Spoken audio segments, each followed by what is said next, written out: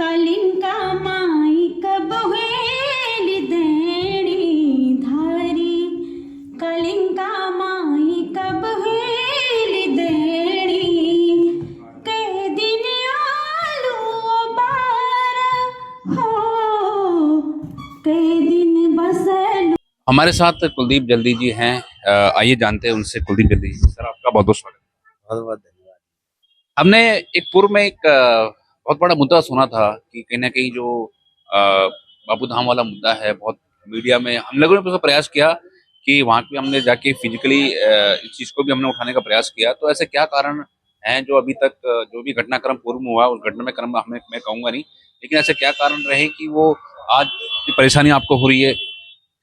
जी, हमने 3 साल पहले एक मंदिर का निर्माण किया था बापू धाम में, और उसका नाम हमने बद्री नारायण मंदिर रखा था। और उसमें सारे लोगों ने, हमने उत्तराखंड वालों ने काफी उसमें धन से और एक मंदिर का उसमें निर्माण किया था। और अभी हमने नवंबर में 9 नवंबर को उसमें हमने बद्रीनाथ जी का मूर्ति स्थापना करी थी, और जिसमें हमारे सारे उत्तराखंड के सारे लोग आए थे और उधर के लोग भी थे। कुछ असामाजिक तत्वों ने उसमें विघन डालने की कोशिश करी, और उन्होंने हमारे जो भगवान जी हैं गोलू देवता और बद्रीनाथ जी, उन्होंने उसका अपमान किया। और उन्होंने बोला कि यहाँ पर हम उत्तराखंड के देवता को नहीं रहने, जो बद्री नारायण है।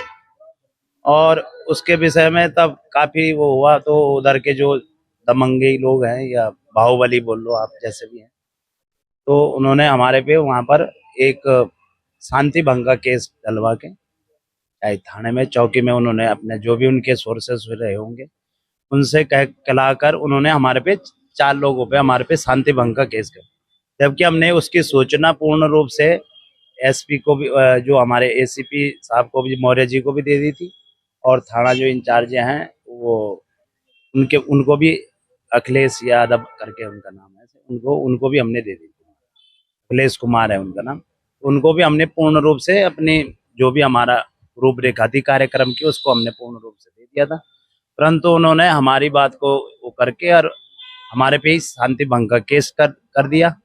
और जो हमारा अभी यहाँ पर सियानी गेट पे है, और उसमें हमें 15 तारीख का भी वो दिया गया है। तो देखते हैं, हमारा यही हुआ है, जो भी हमारे थाना अध्यक्ष है या जो भी हमारे चौकी प्रभारी है या जिससे भी है, कि एक बार आप दोबारा से आपको सोचने का वो है कि आप इस विषय में, हमारा जैसा स्वभाव है, हम ना इस प्रकृति के लोग हैं, और वहाँ पर कॉलोनी वाले या कोई भी हमारे विषय में ऐसी बातें बोल दे कि ये लोग ऐसे झगड़े के उसमें रहते हैं, क्योंकि हमारा तो कर्म जो है वो पंडिताई का है। तो इसलिए हम ये चाहते हैं कि हमारे विषय केस के बारे में मैं एक बात और कहूंगा आपसे, आपको इंटरप्ट करूंगा। जहां तक बात की आपने कि उत्तराखंड समाज के लोग वहां आए हुए थे, इतना बड़ा उत्तराखंड समाज है, तो क्या कोई संगठन आपकी इस जो परेशानी को समाधान के लिए आया?